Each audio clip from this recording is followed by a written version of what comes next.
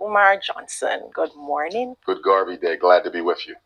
I am happy to have you. No, we were just talking, before everyone joined us about your tours, how you have been traveling the world really with a message. If you could summarize it in a few sentences, Dr. Johnson, what is that message that you've been traveling around the world sharing? I would say the message hinges upon the principles of Pan-African solidarity. As Pan-Africanists, we believe that the international solidarity of all members of our race is absolutely critical towards the liberation and emancipation of African people. Without that international networking, without that international communication, then we're going to struggle. We would say that the struggles of African people throughout the diaspora are related to the condition of Africa itself. The Honorable Marcus Garvey said that a strong people are strong everywhere. And as someone who has spoken on every continent except Australia, I can tell you that wherever I go, Chinese are in a strong position. European Jews are in a strong position. Anglo-Saxons are in a strong position. Arabs, East Indians are in a strong position. And wherever we are as African people, we are in a weak position. And that weak position is a direct reflection of the position that Africa is in. Until Africa is strong, all of us will be weak. And that's one of the messages that I take across the diaspora. It reminds me of another quote that says, where there's a threat to justice anywhere, it's a threat to justice everywhere. Absolutely. And so it's a similar principle. We are so proud of how our own Marcus Garvey has inspired so many activists in times gone by, and still to this day. How important, and I wanted, not even how important, but how early was it for you, and when did it happen that you found the works of our Marcus Garvey, our right excellent Marcus Garvey? When did that sinking, that kind of theory about the need for African unification? Hi guys, welcome back to my YouTube channel again. I'm B-Boy. Remember, if it's the first time you're coming across my video, don't forget to like this video, subscribe and share. Okay guys, in today's clip is all about Dr. Umar, who is known for fighting for the right of black people, and he has a strong message to all the black women in Caribbean. Kindly have a look at this clip and then come back for more discussion. Incursion into black consciousness began in elementary school, level 4, level 5, at an elementary school in North Philadelphia. I'm from the same neighborhood as Bill Cosby. And it was at that school that I was introduced to the Black History program, Black History class. Without my knowledge, about 4 blocks away from that school, about 3 minutes walk, was the Division 121 of the Universal Negro Improvement Association and African Communities League. So although the incursion began in elementary school, I would join the UNIA after I completed undergraduate college in 1997. Ironically, my mother bought my shoes from the sneaker store right next to the UNIA my entire childhood. So my entire childhood, we're going next door. But I never knew it was the UNIA because there was no signage. And then one day I'm walking past in college and I see red, black, green. I see a picture of the Honorable Marcus Garvey in the window. And an elder came around the corner. He said, "Can I help you?" I said, "What do you guys do here?" And he said, "Well, this is the UNIA. You need to come to our meeting Sunday at 3. And as you know, Mr. Garvey been holding meetings for the UNIA Sunday at 3 since 1914, when the organization was founded here in Jamaica. And so one thing led to the next. I ended up becoming first vice president. Then I became minister of education. Here we are. Well, here you are indeed. Is this your first time in Jamaica? No, I believe this is my 5th. My first visit to Jamaica, I was brought to the University of the West Indies by Professor Michael Barnett. I will never forget the first visit because I ate an ackee and saltfish patty and had an allergic reaction. Never allergic to anything in my life until I ate that patty. I had to spend a night at the hospital of the University of the West Indies. I said, did the CIA get me? Did the FBI get me? But I found that I was allergic to ackee. I love seafood. Yes. But for some reason, I'm allergic to ackee. I'm not allergic to anything else. We're sorry for you. It's okay. My second visit to Jamaica, I had the opportunity to spend a week on Bobo Shanti Hill with the Bobo Shanti Rastafari and got to learn firsthand about their culture and their spiritual system. And then I came back 1 or 2 times after that. And so I think this is my 5th visit that was hosted by Sister Vanessa. Well, tell me about this visit, Dr. Johnson. We hear that, this is your Jamaican tour.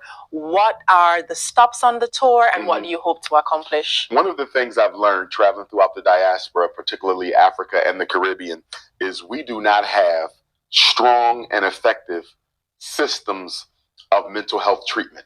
Oh. That is a weakness in the Caribbean. It is a weakness in Africa. I think it stems from the fact that a lot of us believe that if we just follow our religion, everything psychologically will take care of itself. Yes. As a doctor of clinical psychology, I know that's not true. People do need help. They do need treatment. They do need therapy.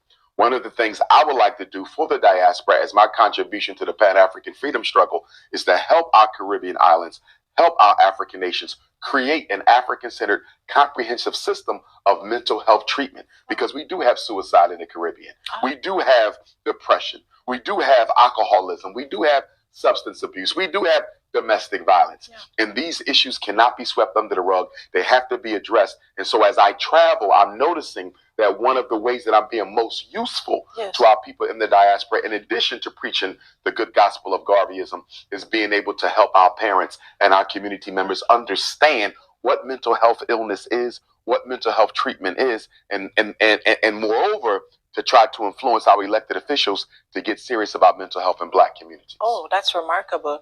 In terms of, first of all, thank you. And you are correct.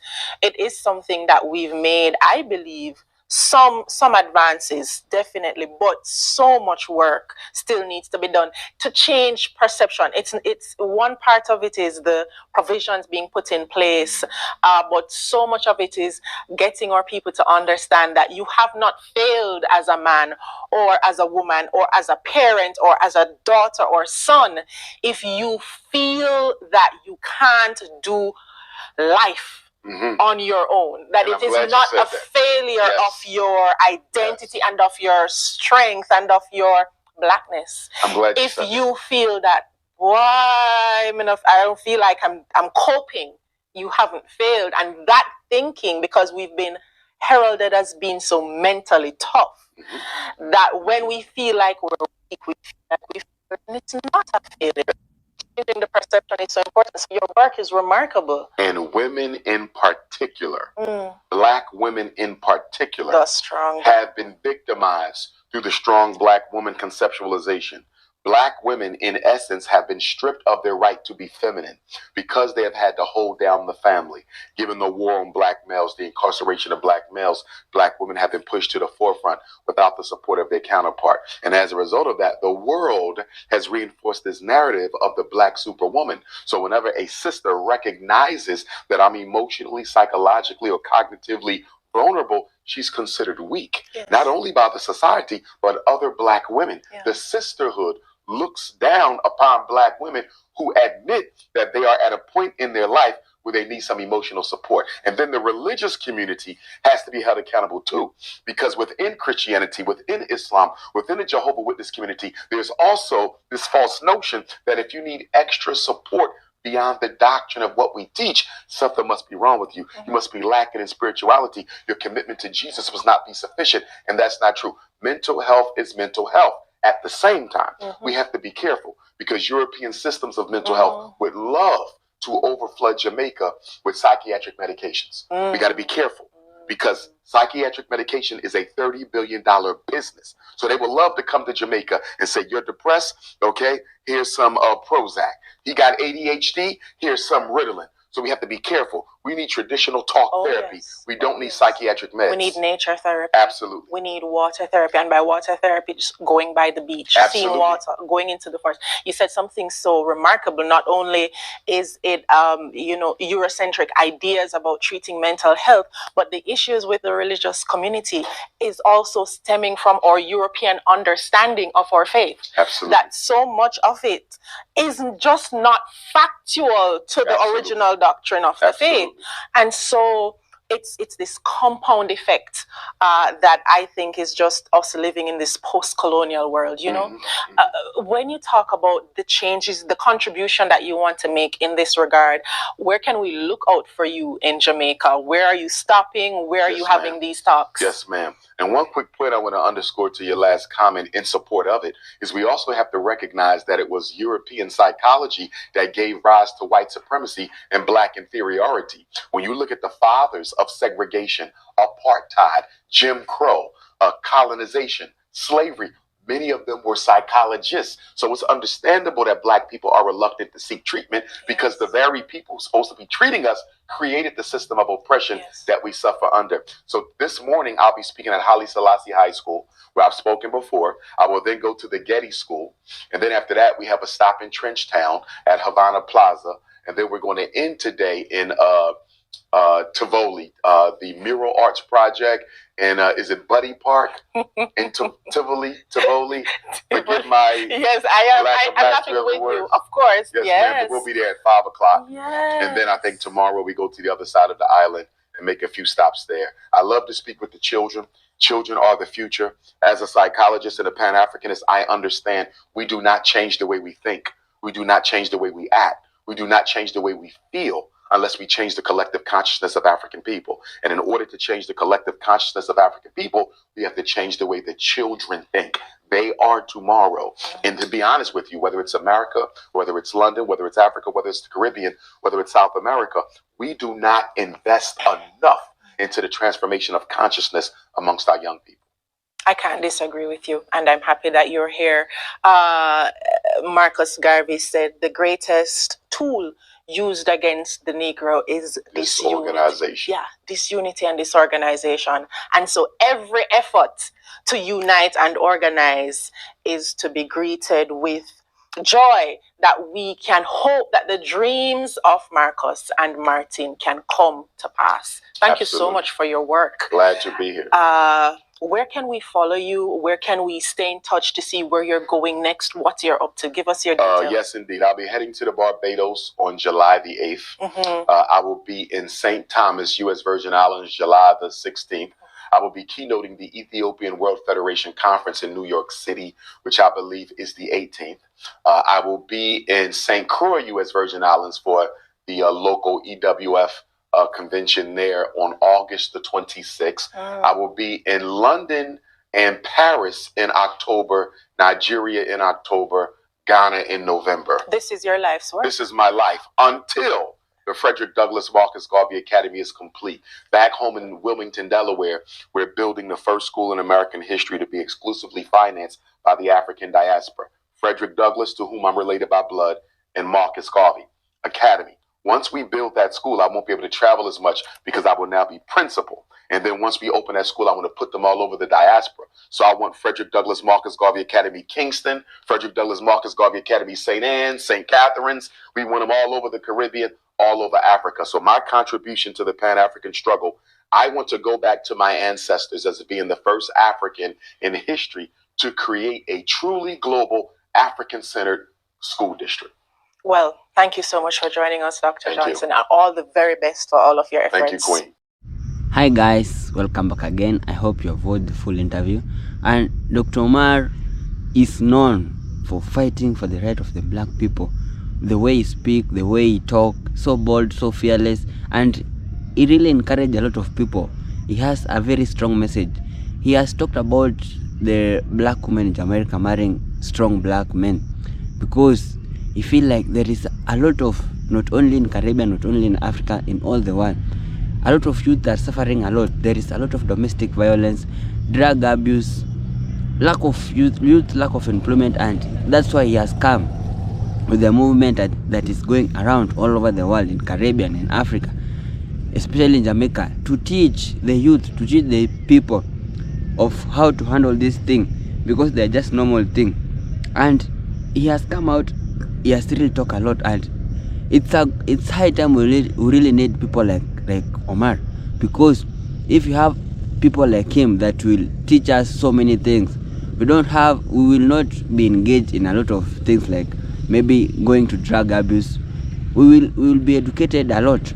And he has said that our African leaders and other African leaders, they are just being controlled by a lot of outsiders, a lot of Western Union leaders.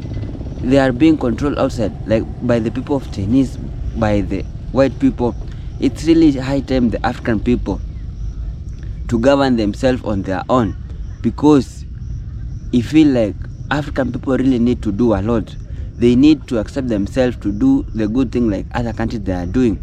They should stop depending on other countries. Maybe look at countries in Africa, when they need like loan, they go to China or they go to US. They should stop that and start investing in themselves. Africa has a lot of minerals in their countries. Africa has a lot of resources, whereby if they can use these resources very well and to stop having those greedy leaders, it can lead to a better place where Africa can live. If Africa can use its resources betterly, they will create more job opportunities.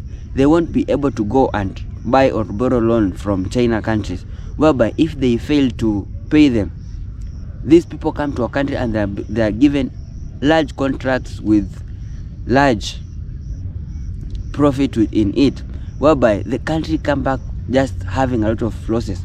And that's what make to country to be colonized by other countries, because a lot of our African countries, not only Africa but in Caribbean, they have really borrowed a lot of money outside the country. They have really borrowed a lot of money in China. They have really borrowed a lot of money in US, Canada. It's not a bad thing, but for our leaders who borrow this money, you should borrow it with amounts, maybe restricted some amount. You should just not borrow large amount of money, whereby our local people, they are the one who will suffer for paying high taxes. And if these people are paying high taxes, make sure they have employment, they have job opportunities. That's why Dr. Umar has coming out with the association to teach these people, because of domestic violence, drug abuse of youth, because in all over the country, in all over the world, a lot of people are experiencing domestic violence. Families are fighting over one another. Fathers and mothers are fighting over small thing. And it's not only in one country or two countries. It's like in all countries, because there is always a misunderstanding between the two partners. There's always a misunderstanding. That's why Dr. Umar has come out with an association going to educate these people on how to manage and handle their family issues, not only to fight, because in a lot of family violence or family fighting, a lot of them really lead to people dying. It really lead maybe to a mother can die. It can lead to a father dying because he has maybe been hidden maybe at a wrong place. Look at drug abuse, the way youth in a lot of countries are abusing drugs. Dr. Umar has come up with an organization to educate youth not only to use these drugs, but to do something else that can make them to avoid these drugs, because abuse and overuse of drugs is in all over the world. A lot of youth, especially those who are idle, those who doesn't have job, they have made themselves to be just drug abuse. They have lost their mind in drugs because they feel like if they use those drugs, they forget all their problem. They forget if they doesn't have job opportunities. That's why Dr. Umar has come on organization. And I really love this man because of the way he speaks. He really speaks the truth. He really inspires a lot of people, and a lot of people really admire to be like him, because he really speaks a lot of sense in many countries that he visit. He has said, if you go to many countries, like a lot of countries, the Western and the outsiders have taken over. In African countries, that they are not depending on themselves because they are depending on outside people. And this narrative should change so that Africa should be in a better place. Black people should be in a better place. So guys, we should take this word strictly and not just brush on them, because this man is really speaking the truth, and a lot of people really love because of how he really speaks a lot of sense. And that will make Africa to be a better, black people to be a better place. So guys, if it was for the first time you are coming across my videos, don't forget to subscribe this video. Most importantly, don't forget to like and share this video. Thank you for your time. Let me see you in the next video.